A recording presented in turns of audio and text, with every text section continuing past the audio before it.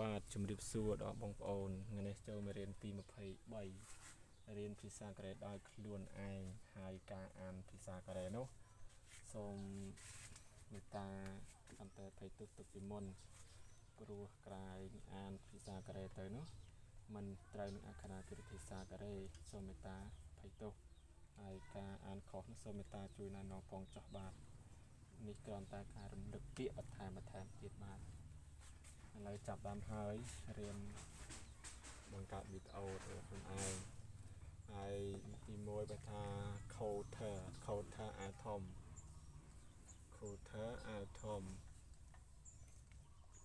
ហើយផាជីខោជើងវែងខោជើងផាជីខោជើងវែងខោជើងវែង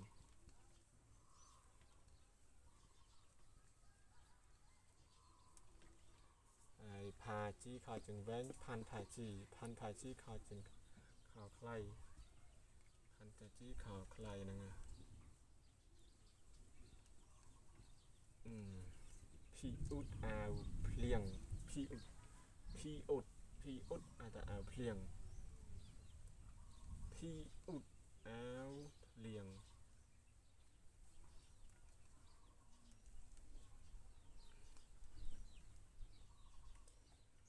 ភ្លៀងបាក់ផ្សេងដែរចឹងហើយសងខូតហៅថាដៃខាយណា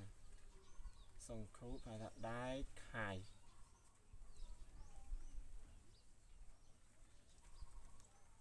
ហើយ coder អាវធំផាជីខោជើងវែងផាន់ផាជីខោខ្លី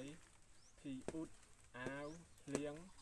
សងគូតដែកខៃបាទសូមអភ័យទោសបើអានមិនត្រូវអក្ខរាវិរិទ្ធសូមមេត្តាខន្តីអភ័យទោសទុកជាមុនបើអាចយកជារៀនបានរៀនតាមនឹងបានក៏រៀនទៅចុះបាទសូមអរគុណចា៎